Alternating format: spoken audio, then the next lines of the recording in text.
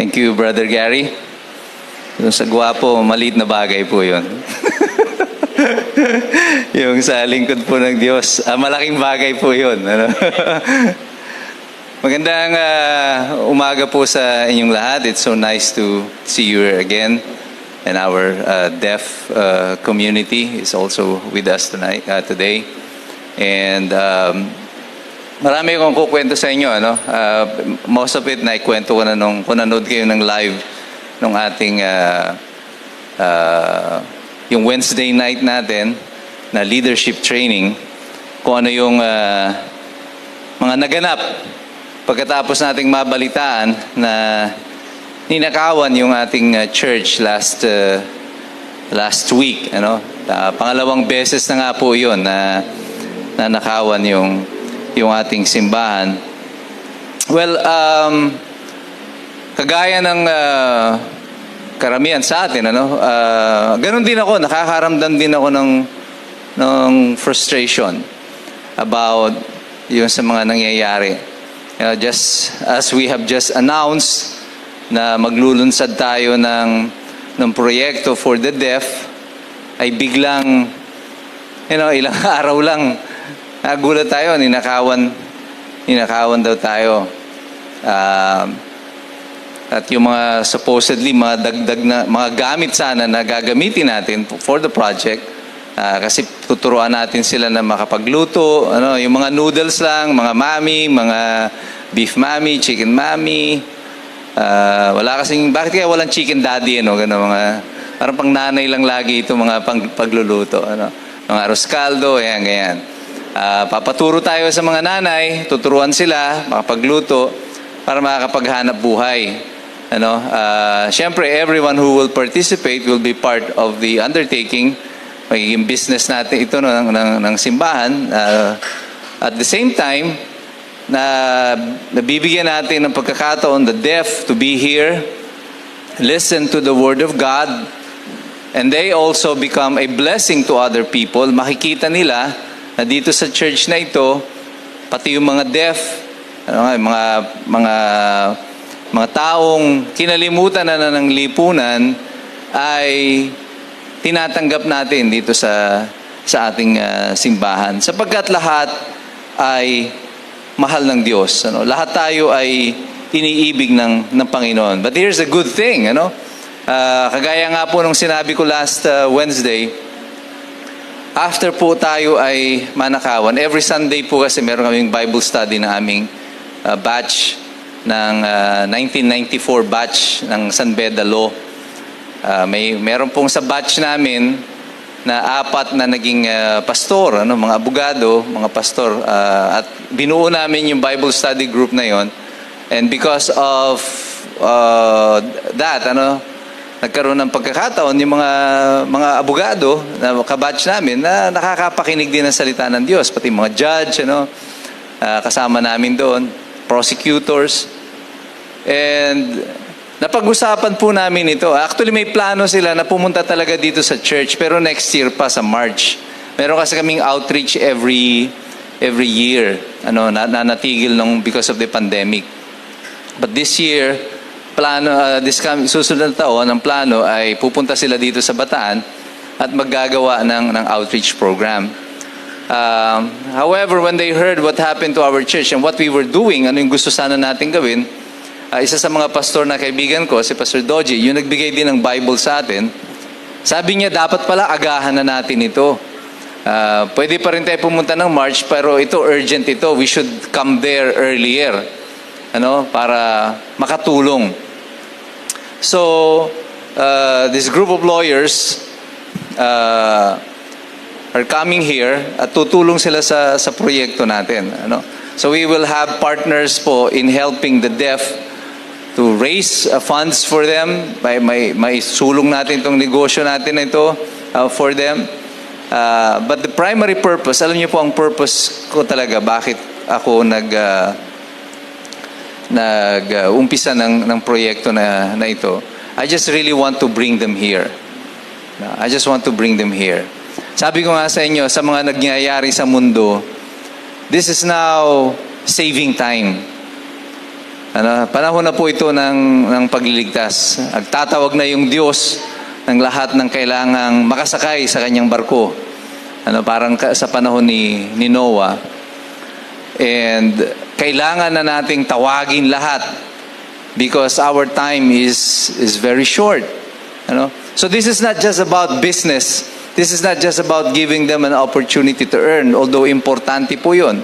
Napaka-mahalaga po yun na kumikita ang ating mga kapatid. But more than that, ang mahalaga po ay matawag natin sila. We have very little time. Since we started our preaching about the end of days, yung end times natin, I've seen many churches following suit. Mga pastors, nag-go-online sila. Now they're talking about end times. Yung pagbabalik ng ating Panginoon. And one thing that you cannot deny today, very basic po ito. Linggo na naman ngayon. Napansin nyo? Parang kapipikit nyo lang. Linggo na naman. It's so fast. You can't even remember nung nangyari ng Lunes, Martes, linggo na naman. Ito na naman kami sa church and now we're listening to the Word of God again. Haven't you noticed it? Hindi nyo ba napupuna? Kung paano pagkabilis-bilis ng takbo ng araw ngayon, ng oras ngayon. And this is what the Lord is saying. I will quicken the day, says the Lord. Sabi niya, pabibilisin ko ang takbo ng oras at ng araw. Bakit? Kasi baka wala na daw maligtas sa atin. Pag nagtagal pa. Pag nagtagal pa. And so we can see now that the culmination of events in the world is hitting a crescendo. Yung war in Ukraine, although nananalo na yung mga Ukrainians, this is the most dangerous part of the war. Ito yung pinakadelikadong bahagi ng giyera, kapag natatalo na yung Russia. Because Russia now, even si Joe Biden has said na this is the most dangerous time, that ito yung panahon ng mundo since 1960s, nung yung Cuban Missile Crisis, yung posibilidad ng nuclear war or the use of nuclear weapons has become more possible today than any other time in history after 1960s, yung Cuban Missile Crisis. Because si Vladimir Putin has said that he is willing to use nuclear weapons. Pag natatalo na sila, they can use nuclear weapons. And yesterday I was watching the news, one of the biggest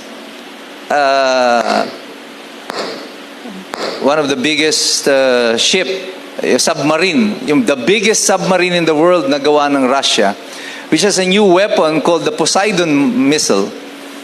Mahaba po itong parang torpedo ito, pero nuclear yung torpedo na ito. And it can travel across the ocean. And it's missing. Nawawala. Nobody knows where it is. So that means the submarine has been deployed. So it's somewhere there out in the ocean and we don't know where it is. And but the United States is trying to locate where this submarine is. Because the possibility of a nuclear war is imminent. It's a high priority. Although, pagkasabi ni Joe Biden ito, Presidente ng Amerika, a few hours later, bumawi yung kanyang Secretary of State. At sinasabi naman ng Secretary of State na wala silang nakikitang posibilidad na gagamitin yung mga nuclear weapons. So, and yesterday, you know what happened yesterday?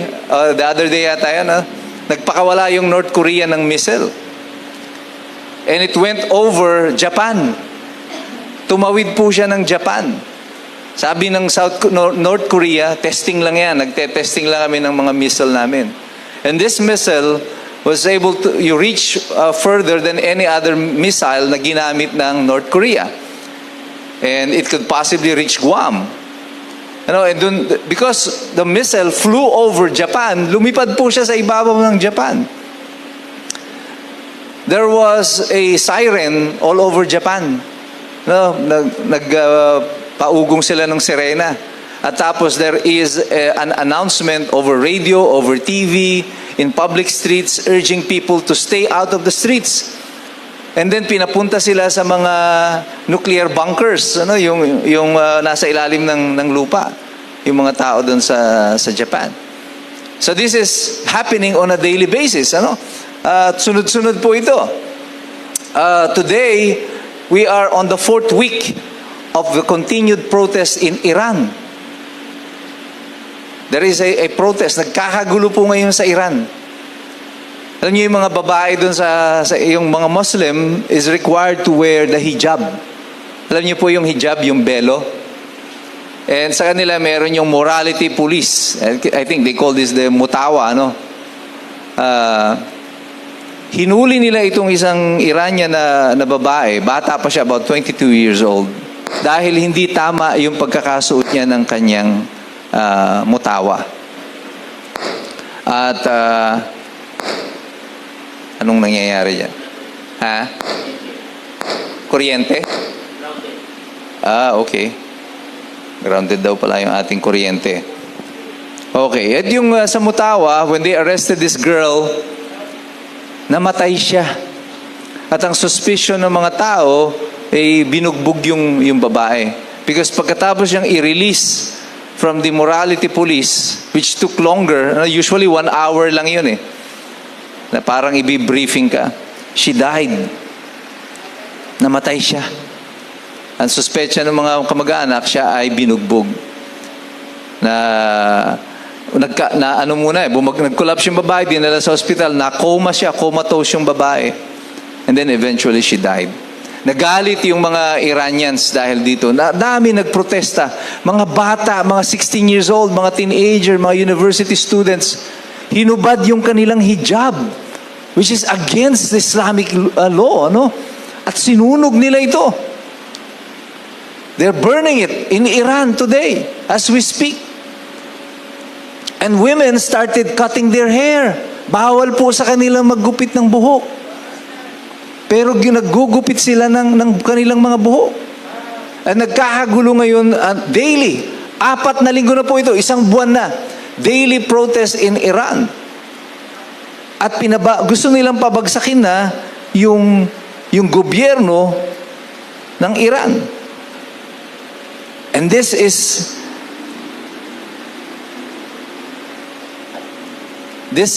a terrible time, na mangyari po ito because the Islamic government of Iran will not give up power. Hindi po susuko ang gobyerno ng Iran. Hindi po ito parang, alam mo, yung sa isang, kung magkakaroon ng revolusyon, kailangan nila ng military. And the people, hindi nila makukuha ang military. If this struggle continues, there will be war. Or there will be a lot of dead Iranians. Maraming mamamatay na mga Iranians. Now why is this dangerous today? Dahil sa nangyayari sa Russia and Ukraine, there is a possibility that Russia and Iran, both of them have nuclear weapons, might team up, magsama sila. Ang Russia sinisisi ang Amerika doon sa giyera sa Ukraine. Ang Iran sinisisi rin ng Amerika dahil sa nangyayari dito sa kanilang bayan. North Korea is also doing the same. As you can see now, yung giyera sa mundo, yung kaguluhan is happening very, very fast. Ang bilis-bilis po nito. Magugulat na lamang kayo pagbukas ninyo ng inyong mga telebisyon. There is a new war going on. Kanina kinukwento ng aking anak, si Jomig, nasa kotse kami. There was something happened in Thailand and very recently. Yung isang pulis na sinisante dahil sa droga. Nilusob niya yung isang kindergarten school. At pinagpapatay yung mga bata. Pati yung mga teacher. This is the worst crime ever in the history of Thailand. What is happening to us today? What is happening to the world? Anong nangyayari sa mundo? Bakit nagkahagulo tayo? And it seems as if we are powerless against what is happening in the world today. Marami ang nakakaobserba, pati ang mga simbahan. You know, after the pandemic, ang sabi nila, globally you will witness that there is coldness in the people. Nanlalamig ang mga tao. Kristiyano man o hindi, pati mga Kristiyano, nanlalamig na sa Panginoon. Baliktad ang naging epekto ng pandemya sa atin. Instead of it making us stronger, lumapit tayo sa Panginoon, ang nangyari, mas lumalayo tayo sa Diyos. Mas napapalayo tayo sa Diyos kasi naisip ng mga tao ngayon, ay kaya pala namin pati pandemya. Kaya pa ng sanlibutan lang. Hindi pala namin kailangan ng Panginoon para dito sa pandemya. Ang kailangan lang namin, ayuda. Yeah? Kaya yung mga tao, instead of coming closer to God because of what we have just experienced, mas lalo tayong lumayo sa ating Panginoon. Yeah? We went further away from the Lord. Mas lalo tayong lumayo sa Panginoon. And this is happening very, very fast. Ang bilis-bilis po nang nagaganap. And this one, pinag-usapan din natin. Ang sabi ng Panginoon, in the last days, ano mangyayari sa ating mga tao? People will become lovers of themselves, no longer of God. Mamahalin ng tao ang kanilang mga sarili, hindi na ang Panginoon. That's what's gonna happen. And it is happening today. So yung pagwawakas ng mundo, is it something that we will witness within this generation? Ito sa henerasyon natin? Malamang po. There is a possibility, there is a strong possibility that we who are alive today will witness the second coming of Christ. Now, there's another important thing that is happening in the Middle East today na hindi nyo masyadong napapansin. In Israel,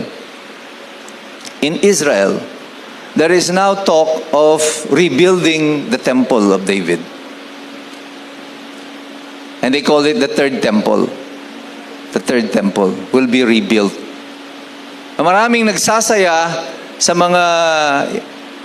Jewish community and even some of the Christians, because the Bible says, sa book of Revelation, this is what's gonna happen. The Antichrist will eventually will reside. Sabi niya, itong last sign, when you see the Antichrist defiling the Holy Temple. The Holy Temple is the Temple of David. And the Israelites wants to rebuild the temple now. I-rebuild nila yung temple. And this is causing tension in the Middle East. You know why? Because the Temple Mount, nasako po yan ng mga Muslim before. After the Romans left, tinayuan nila ito ng Dome of the Rock, the third holiest site in Islam is actually in Israel now. At yung Temple Mount na yon, although it has been annexed by Israel, nabawi ito ng Israel, the one in control of the Temple Mount is Jordan, the government of Jordan. Pero yung perimeter niyan, ang nagsisecure niyan is the government of Israel. Mga sundalo ng Israel ang naroroon. And here's the problem. According to the Muslims, only they are allowed to pray in the Temple Mount. Sila lang ang pwedeng manalangin doon sa Temple Mount, doon sa Dome of the Rock, kasi meron silang mosque doon sa taas. Now this is crucial because if they will rebuild the Temple of David, tatamaan yung Dome of the Rock, the third holiest temple ng mga Muslim. At pati sila mananalangin doon sa lugar na yon. And there will be war in the Middle East again.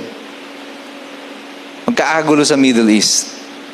The Islamic nations na dati ay medyo pumabor na sa Israel, like Egypt and Jordan, they will enter war with Israel. And this will consolidate the Muslim nations against Israel. Mag-iipon-ipon yung mga yung Islam nations against Israel. And this could possibly be the Armageddon na binabanggit sa Biblia that's gonna happen.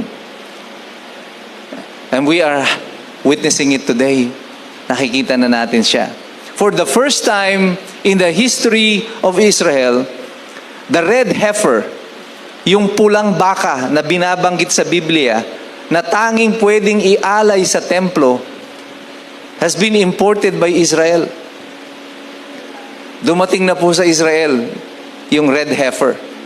At padadamihin na nila ito dun sa Israel. This means that they are preparing to make offerings of live animals according to the Bible. And this will be done in the temple, in the third temple that will be built. So all of the ingredients are there. Nandun doon na po lahat ng sangkap. Ang kailangan na lang nito, sindihan yung kalan. And the events, mabilis na po ito when this happens. This will happen very fast. This will happen very fast. And that's why we have to observe, within the next 3 to 5 years, what's going to happen to the world. Or maybe even less.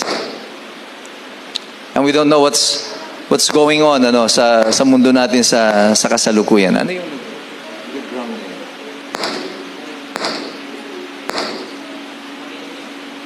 Saan yan? Ha?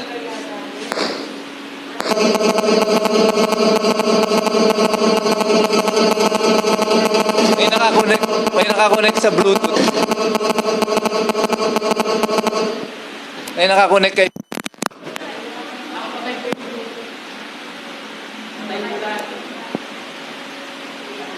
may nagre-ring eh.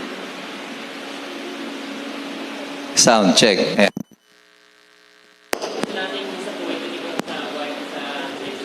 Hindi, yung last na yun, sa cellphone yun. Ayan. Baka may nakakonect dyan sa sa Bluetooth. Merong nakabukas yan, Okay, that's why today, the battle is even greater, Mas malakas po yung ating labanan today. At yung pagnanais natin, nadali ng mga tao, palapit sa Panginoon. At ang tanging naglalayo sa atin sa Panginoon ngayon ay ang ating mga kasalanan and our understanding of sin. That's why many people, pati sa yung mga babaeng nagkasala, sabi yung mga babae sa bar, people are condemning these people, hindi sila entitled. The deaf, they are not entitled to this, They are thinking that this is reserved to a particular lot. And sinabi na natin, dinidiscuss natin, no, the Lord said, kayo ay maliligtas sa pamamagitan ng biyaya. Biyaya ko lang. Wala nang iba. Walang ibang magliligtas sa inyo, kundi ang biyaya ko, ang pag-ibig ko. Yun ang magliligtas sa atin. That's why we are trying to give everyone a clear understanding of our standing before God. Ano tayo sa Panginoon today? Tinitignan niya ba tayo bilang mga makasalanan lang? Para ba siyang teacher na yung hinihintay, may hawak na pamalo, hinihintay ka lang na magkamali at hahagupitin ka? No, that is not the God of the New Testament. Ano? Nakita natin ng pagdating ni Jesus dito, what Jesus demonstrated to us is love, pag-ibig. At iyon ang sabi niya, ang purpose ko, yung John 3:16 up to 17, sabi niya dito, naparito ako para iligtas ang lahat. Ang desire niya ay iligtas ang lahat. Pero hindi naman tayo lahat maliligtas. Dahil hindi lahat ay tatanggap kay Jesucristo. Marami ang magtatanggi sa Kanya. Marami ang iiwas sa Kanya. Because what the Lord is teaching and preaching is not popular. Kahit sa mundo natin ngayon, hindi na popular yung tinuturo ng Biblia. People have become cold. All you have to do now, para patunayan ko sa inyo kung gaano kalamig ang mga tao, tignan nyo lang, bukas lang kayo ng Facebook ninyo. Tignan ninyo kung mas marami ang mga taong galit. Mas marami ang mga pinopost na kung ano-ano lang kaysa tungkol sa Panginoon. Mas marami ka makikita nagpo-post ng mga nagsasasayaw. Di ba? Kung ano-anong ginagawa dun sa TikTok. Kesa magbigay ng mga bagay na positibo. Mas marami kang mapapanood na naglolokohan. Binabato ng cake yung kaibigan sa mukha, itinutulak, di ba? Sisipain, gugulatin. Kasi ito daw yung patok. Kumpara mo dun sa bilang ng mga nagsasalita tungkol sa Panginoon. Napakalaki ng diferensya. Because what is popular today ay yung magigiling-giling kang gano'n sa sa TikTok, di ba? Magpakita ka ng cleavage, pakita ka ng puwet, di ba? Yun, sikat yun, libo-libo agad ang views mo. Pag magsalita ka ng tungkol sa Panginoon, pag sinabi mo yung tungkol sa Diyos, mahal na mahal ka ng Diyos. 4 lang kayo magbubiyo, kasama pa yung nanay mo. Mas marami pa yung basher, naku, ipokrito itong lintik na ito, mga ganyan. Ang daming sasabihin sa'yo. Pero pag magsuot ka ng sexy na damit doon at maggigiling ka doon, maki-1,000 na agad yung mga views mo. Di ba? Mas interesado ang tao sa ganon kaysa sa Panginoon. This is the world that we are facing today. Ito ang kalaban natin sa kasalukuyan. That's why it's easier for the world to influence us than God and the Word of God to influence us. At kapag tayo ay huminto, ay lalong magtutuloy-tuloy itong trending na ito, na mas popular na ang mundo kesa sa Panginoon. Our greatest enemy today is the deception of sin and what it does to our relationship with the Lord. Sinabi natin noong nakaraan, kaya tumalon tayo sa Romans chapter 8, tungkol dun sa biyaya ng Panginoon at yung understanding ni Apostol Pablo sa kasalanan. Sinabi ni Apostol Pablo doon, parang yun nga, yung gusto kong bumait pero di ko magawa. Si Apostol Pablo mismo ay nagkakaroon ng struggle sa kasalanan. At pinaliwanag niya sa atin, ang importante yung estado ng ating puso at kaisipan. Ang isip ko ay nasa pagsunod sa Panginoon. Ang puso ko ay nasa pagsunod sa Panginoon. Pero ang mundo na ito ay mundong makasalanan, pati ang aking katawan. This is a fallen body. This is a fallen world. Nasabi ni Apostol Pablo. And who can save me from this wretched body? Sabi niya, who can save me from this wretched body? Who is bound to die? Who is destined to death? Sino magliligtas sa akin dito sa katawan na ito, sa mundo na ito? na nakadisenyo para sa kamatayan dahil sa ating kasalanan. Sabi niya, salamat kay Jesucristo. It is only through Jesus Christ that this body can be saved. But now then the question is, ito yung laging sinasabi ng iba, ng mga Kristiyano, if you are a true believer of Christ, dapat, hindi ka na nagkakasala. Hindi ka na dapat nagkakasala. Kasi you must work on your salvation. Kailangan daw gumawa ka, magtrabaho ka para sa iyong salvation. Anong nangyayari? Para tayong co-authors of our salvation. Niligtas ka ng Panginoon, pero gusto mo, nandun yung pangalan mo. O niligtas mo ako, Lord, pero 50% nito, trabaho ko, Lord, kasi I'm working on it. I'm working on it. That is our understanding of salvation. Yun ang turo sa amin noon, pati no sa simbahang Katoliko, ganun din. Kailangan pag ako'y maliligtas, kailangan gumawa ako ng ganito, gawa ako ng mabuti, aalay ako, kukumunyon ako, kukumpisal ako, kailangan yung mga sakramento lahat na ibigay sa akin, bago ako maligtas. Kasi kahit ako'y nabinyagan na, pero hindi ako nakakumpilan, ay yari pa rin ako. Kaya kailangan kumpleto yon. Kaya kailangan tayo, mga bata tayo, papasampal ka muna o papabato ka doon sa obispo. And we don't even understand where it came from. Sa totoo lang. Nung ako po ay kinumpilan, hindi ko rin po alam bakit kailangan kasampalin o batukan. Pero okay na rin kasi yung mga kaklase ko nagpasampal din naman di ba? Para naman akong KJ naman ako noon di ba? Di, sama-sama tayo. Batukan akong babatukan. Di ba? But we don't even know. Pero ang alam ko lang, kasama yun sa requirements ng kaligtasan. At pag hindi ako nabatukan ng obispo, yari ako. Hindi ako maliligtas. But the Bible says, iba. The Bible says it is faith. We are saved through faith. Pananampalataya lang natin kay Jesus ang magliligtas sa atin. Ngayon, nakilala ko si Jesus. May pananampalataya na ako. Itong tanong, lisensya mo ba yan para patuloy kang magkasala? Now that you have been saved by God, should you continue sinning? Now here is what the Bible says in Romans chapter 6,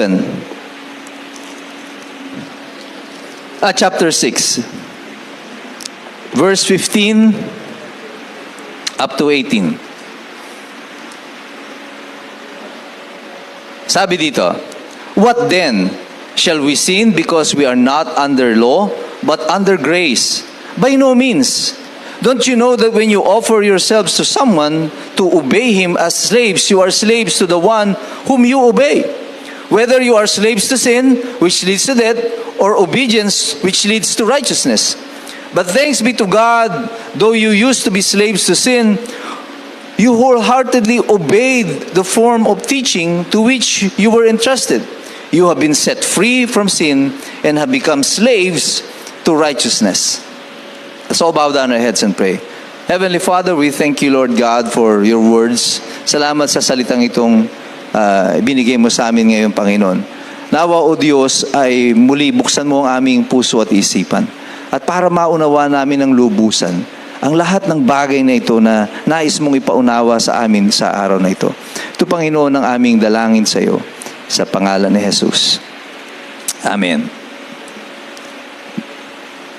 Very clearly sinasabi po dito. Can we have yung ating Tagalog Bible? Mas maganda po ito, basahin ko sa inyo sa Tagalog. Binabasa ko ito kanina sa Tagalog.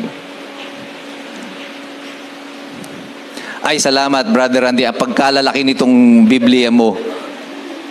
Ay, naku po. Hindi ko mabasa. Nagkakabistuhan naman ay. Ito naman si Brother Randy.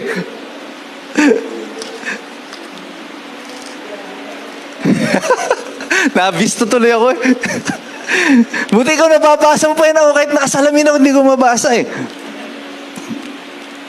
Sabi po doon sa Romans chapter 6 ito verse 15. Sabi niya, ngayon malaya na ba tayong magkasala dahil wala na tayo sa ilalim ng kautusan, kundi nasa ilalim ng kagandahan loob ng Diyos? Hindi. Hindi ba ninyo na alam kapag nagpasakop kayo sa sino mang inyong sinusunod, kayo'y nagiging alipin nito? Maging ito'y kasalanang hahantong sa kamatayan o ang pagsunod sa Diyos na hahantong sa pagiging matuwid. Ngunit salamat sa Diyos, kayong dating mga alipin ng kasalanan ay taos-pusong sumusunod sa katotohanan na nasa aral na ibinigay sa inyo. Pinalaya na kayo sa kasalanan at kayo ngayon ay mga alipin ng katwiran. Yan, ano? So very clearly sinasabi dito kasi merong mga yung mga naniniwala dun sa tawag yung hyper grace. Yung bang parang nakakilala mo na ang Panginoon ngayon. Okay na lahat. Nakakilala mo na yung Diyos, tinanggap mo na sa Jesucristo, nanalangin ka na ng pagtanggap. Ano? Pagkatapos okay na lahat. Okay na mag-inom, okay na magdroga, okay na lahat, wala na. Lahat exempted na. At ang katwiran ay pinalaya na, I'm living under grace. Iyon ba yung sinasabi ng Biblia? No, very clearly sinasabi ng Biblia. Hindi ito ang sinasabi ko sa inyo. Pero look at how the words were constructed. Ano? Kung papaano isinulat yung bawat salita. Shall we sin because we are not under law? Sa Tagalog, ang sabi dito, malaya na ba tayong magkasala? Ano? Malaya na ba tayong magkasala? Ibig sabihin yun, magkasala means you voluntarily.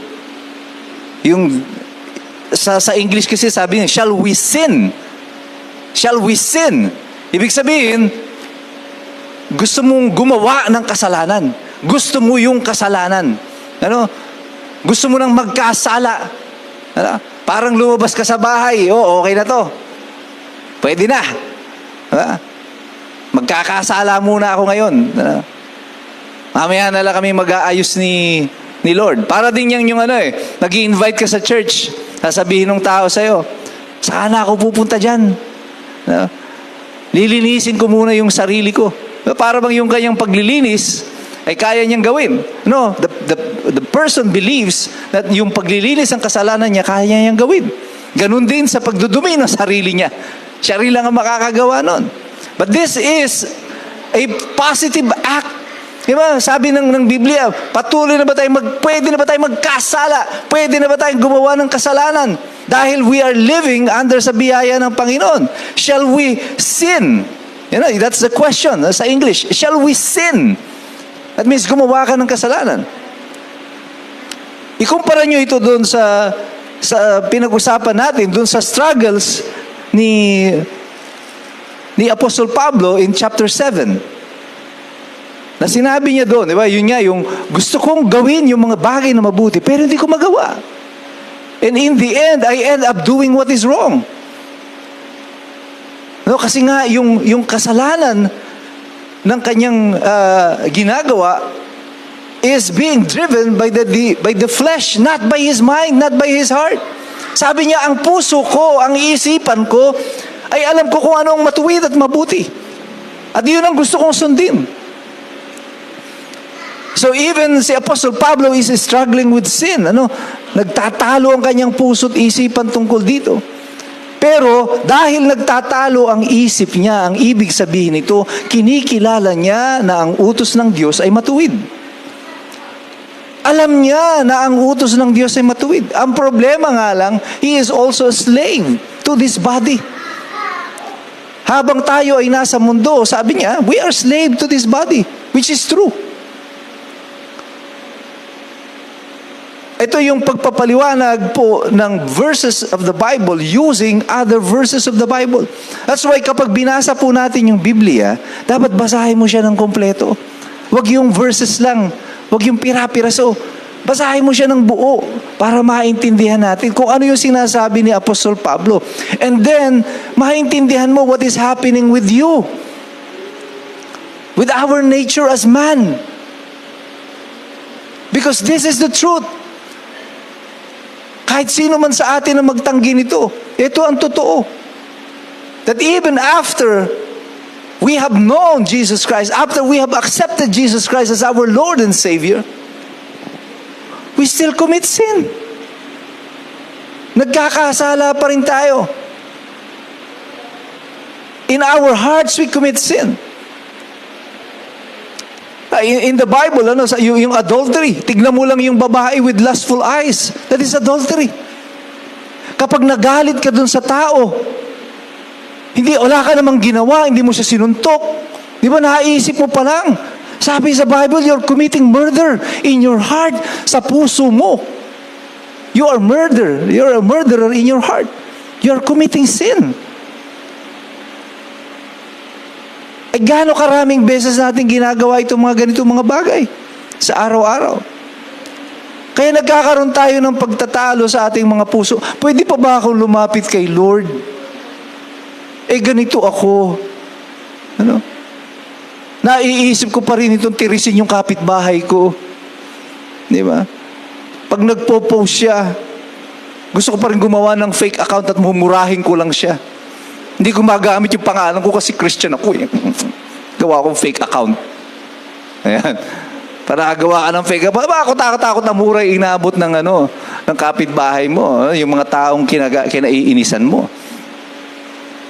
How many of us wanted to do that? Naiisip pa rin natin yan in our hearts. Now kung pagkatapos natin makilala si Jesucristo, nagkakasala pa rin tayo, ay wala na pala tayong pag-asa. We're disqualified. Kasi even si Apostle Pablo was doing all of these things. He's struggling with sin. Nagkakasala pa rin siya. He ends up doing, sabi niya, I end up doing kung ano yung ayaw ko. Kung ayaw kong gawin, yun ang nangyayari, sinusunod ko. What a wretched man I am. Totoo naman, we have to accept that. We are wretched people.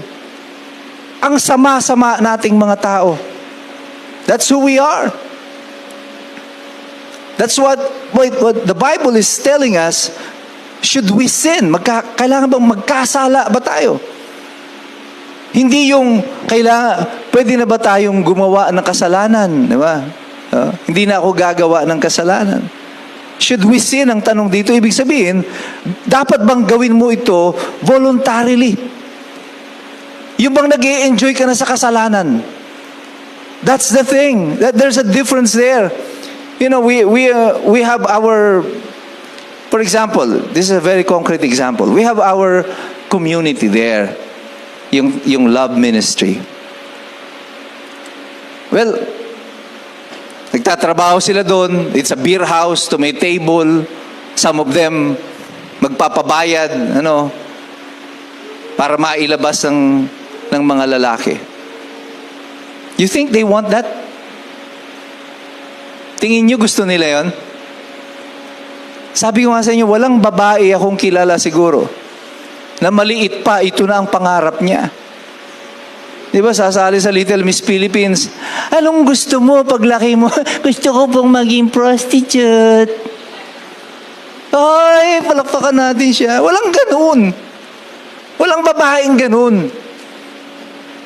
Walang babaeng gustong gabi-gabi iba yung ka-table niya at kainuman. Wala naman sigurong babaeng gustong uminom ng beer gabi-gabi. Kasi eventually, pagtanda mo, yung sikmura mo, mas malaki pa doon kaysa sa ka-table mo. Kakainom ng beer. And it will cause you lots of problems, pagtanda mo. Nobody wants that life. However, because of poverty, wala na silang choice sa buhay. Mayroon silang mga papakainin ng mga anak. They were thrown into this circumstance in life. Isa sa mga kaibigan natin na nakaalis na sa trabaho na ito. Bakit siya napunta? 16 years old, naglaya siya sa kanila. Pastor dati ang tatay niya. Namatay yung pastor. Yung nanay niya parang nagrebelde, naglalasing, nagsusugal. Pinabayaan naman. Parang nainis siya. Nagrebelde siya sa nanay niya. Lumayas, ends up in a bar. At 10 taon mahigit siya nagtatrabaho doon sa bar. Until the love ministry came. Until the love ministry came. Sa pamamagitan ng love ministry, nakilala niya ang Panginoon. Umalis siya doon sa bar. Nagtiwala siya sa Diyos. Ngayon nasa abroad na siya. Nagtatrabaho sa abroad. Decente yung kanyang trabaho. Gusto niyang sumunod na time na yun na lahat ng tao gustong sumunod sa utos ng Panginoon. Pero wala kang magawa, ano? You're victim of circumstances. You're forced into that. Pero yung isip mo at ang puso mo, ayaw mo nang gawin yun. Ito yung distinction na sinasabi sa atin ng Panginoon. Yung mga nagkakasala na ito yung nagkakasala na gustong-gusto na nila yung kasalanan. No remorse at all. Na hindi na nahihiya sa Panginoon na ginagawa nila ito. And this is our society today. Ito ang lipunan natin ngayon. Ang mga tao hindi na nahihiya sa Panginoon.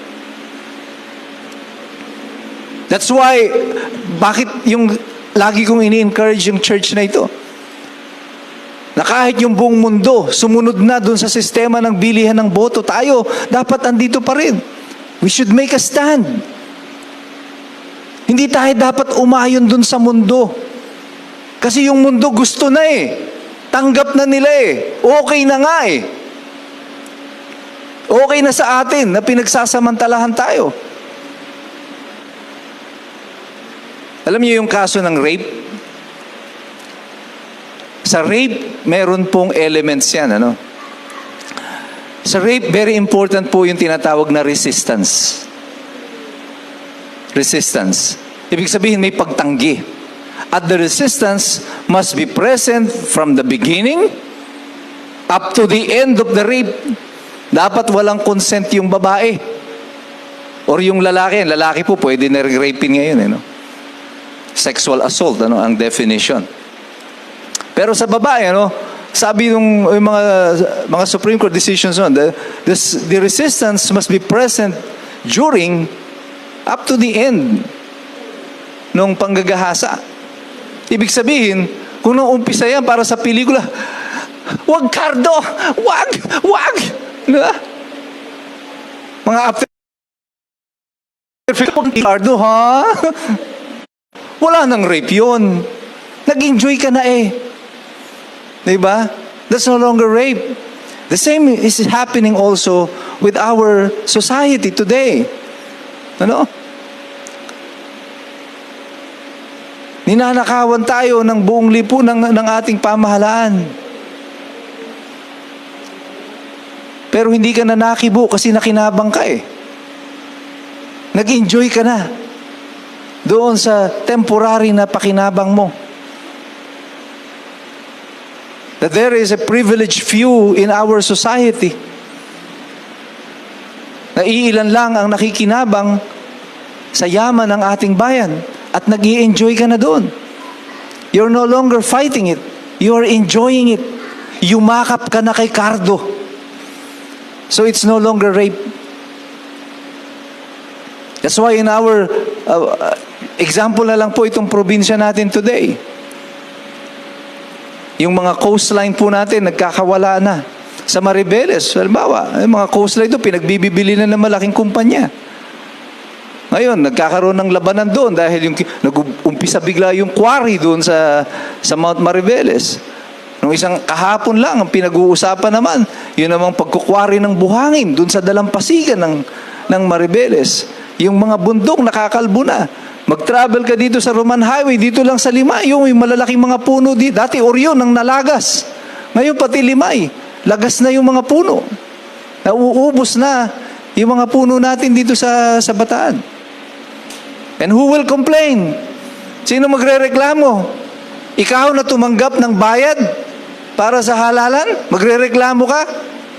Hindi ka makareklamo, tatahimik ka na lang. Because you're enjoying it already. You have enjoyed it already. At ito rin ang sinasabi ng Panginoon about sin. Kaya sabi doon sa Bible, shall we sin? Kailangan ba magkasala na tayo? Kailangan ba tayong gumawa na ng kasalanan kasi under tayo ng biyaya? Hindi. Hindi ka kailangang magkasala. That means doing it with happiness, nang walang struggle. Nakagaya na sinasabi doon sa chapter 7 of Romans. Kung magkamali ka man at nararamdaman mo walang struggle sa puso mo, hindi ka nahihirapan, parang ngingiti-ngiti ka lang, wala tayong magagawa. Ganun talaga di ba? Ganun talaga yan di ba? Tuwan-tuwa ka pa. Pag natutuwa ka na doon sa kasalanan ginagawa mo, then you are sinning already. Because there is no more struggle in your heart. Wala ka ng labanan sa puso mo Gustong-gusto mo na yung sitwasyon mo na yon. Ngingisi-ngisi ka na lang sa Panginoon. Ala, Lord ganun talaga, Lord Hindi ka na nahihiya sa Lord. Ang sabi ng Panginoon, we are slaves to whoever we makes a master. Pwede ka maging master mo kasalanan. Pag iyon ang iyong pinakakain. Nadinig ko ito, yung white dog, black dog principle. Sa buhay natin, meron tayong dalawang aso sa buhay natin. Isang puti, isang itim. Sino ang mas malakas sa dalawa? Depende kung sinong pinakakain mo. Kung mas paborito mo itong itim, at sa kanya mo binibigay yung mas maraming pagkain, siya ang mas lalakas. Mangangayayat yung puti at eventually mamamatay.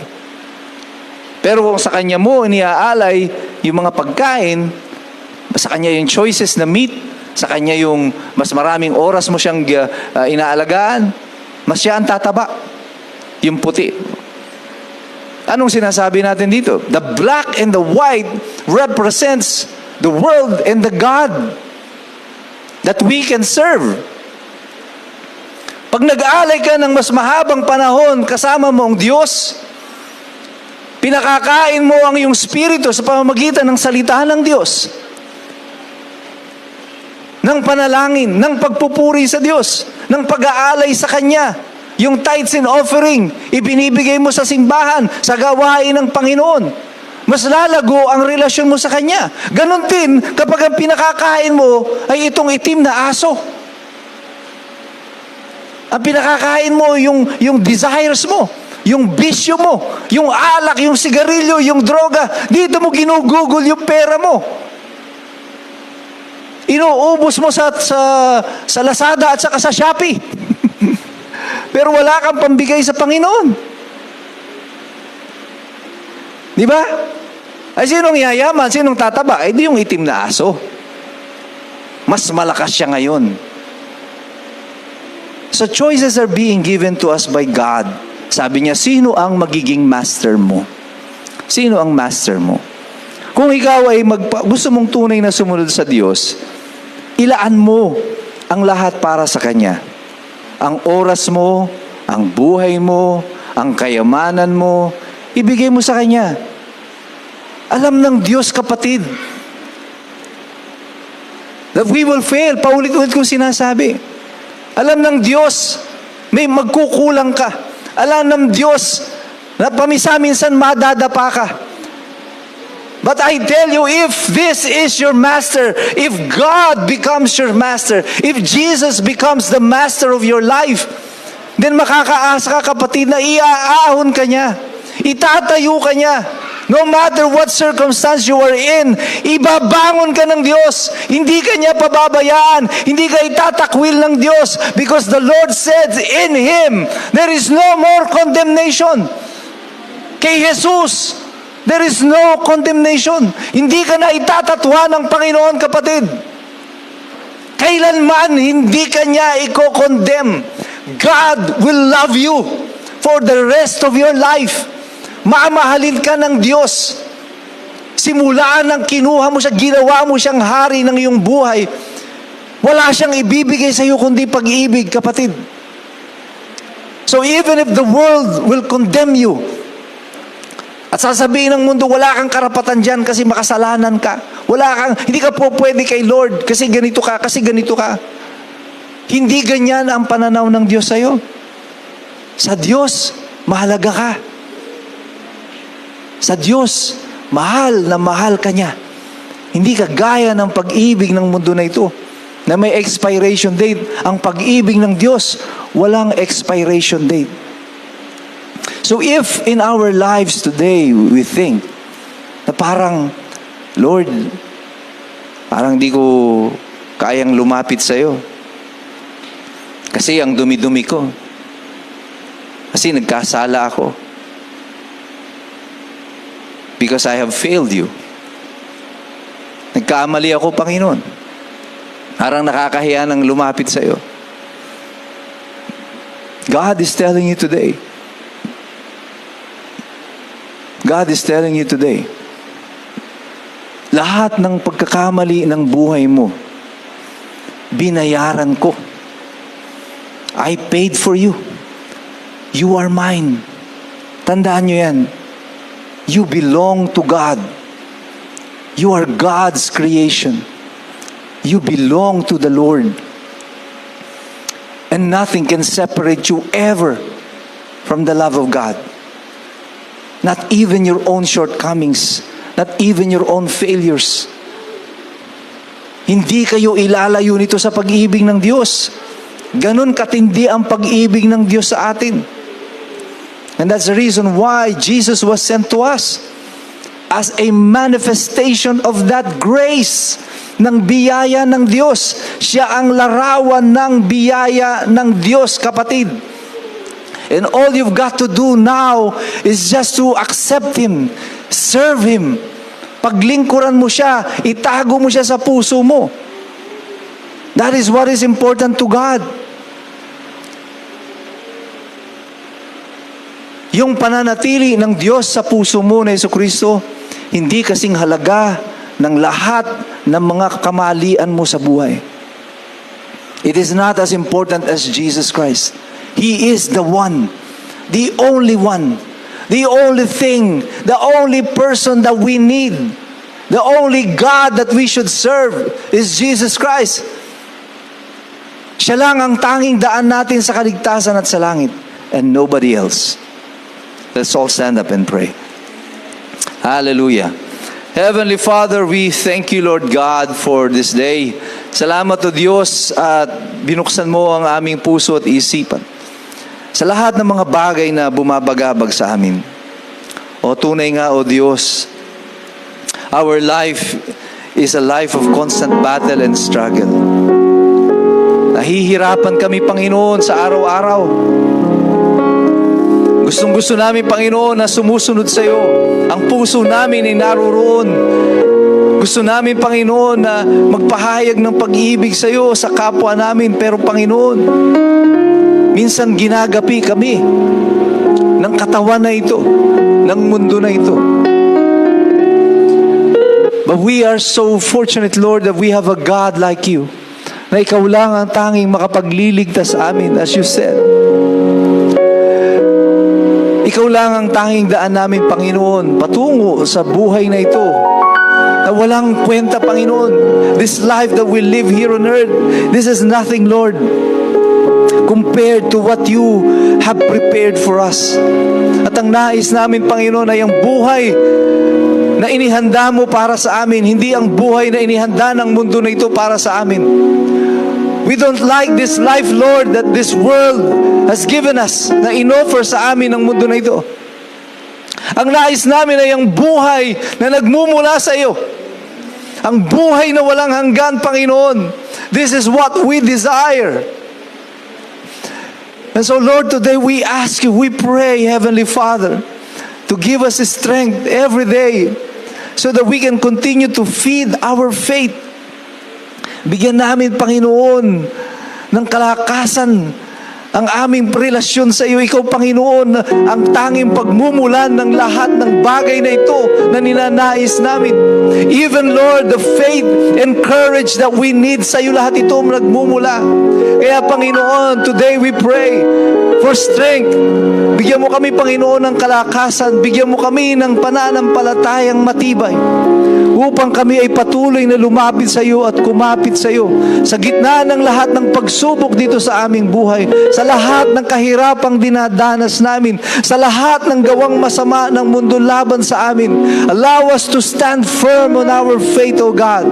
Hayaan mong tumindig kami ng matibay sa aming pananampalataya at kailanman ay hindi sumuko, Panginoon, sa tawag ng mundo na ito o pag-akay ng mundo na ito palayo sa iyo. We We don't want to be apart from you, O God. Kasi alam namin, pag malayo kami sa iyo, Panginoon, wala rin kami. Wala kaming kwenta. You're the only one who gives us value. You're the only one who gives us worth, O God. Kaya Panginoong Diyos, wag mo kaming iiwanan, wag mo kaming bibitawan, Panginoon. Sa gitna ng lahat ng pagsubok sa aming buhay, yakapin mo kami, Panginoon. Lukuban mo kami ng iyong malabay na pakpak. At proteksyonan mo kami, Panginoon, sa lahat ng bagyo ng buhay na pinagdadanasan namin ngayon. Heavenly Father, we continue to pray for our deaf ministry, our Talking Hands ministry. Lord, I pray that you continue to reach out to these young souls, oh God. I know, Lord, we know that you have destined them to be saved and we want them to be used by you. Gamitin mo, Panginoon, ang lahat ng mga tao na ito, mga kabataan ito. Use them, Lord, as the beacon of light. Gamitin mo sila bilang liwanag na matutunghayan ng mga kapwa nila, mga pipi at bingi, Panginoon, upang sa kahit sa gitna ng kanilang kapansanan, marinig nila ang salita mo, Panginoon. Makapagsigaw sila, makahiyaw sila, makaawit sila ng papuri sa pangalan mo, O Diyos. Heavenly Father, I pray for our love ministry. Lord, I pray for our mothers and the fathers of this church. Lord, I pray that you use these people, Lord. Gamitin mo sila upang patuloy kaming makahayo at gawin namin ang tungkuling ibinigay mo sa amin, Panginoon. Hanapin, saliksikin ang mga taong naliligaw.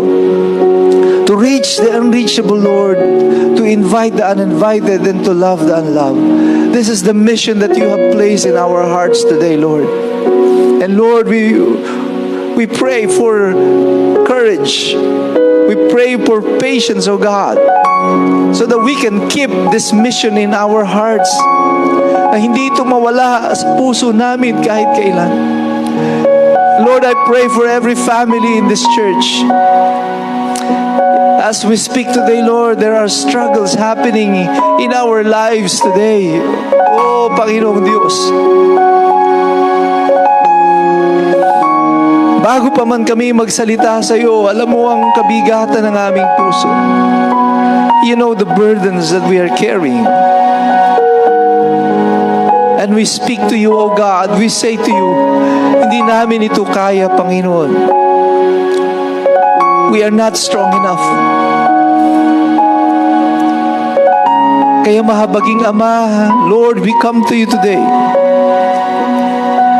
Tulungan mo kami, Panginoon.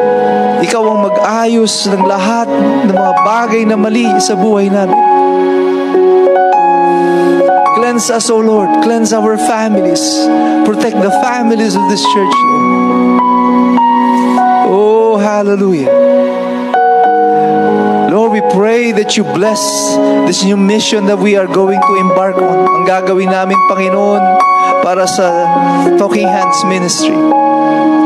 Tulungan mo kami, Panginoon.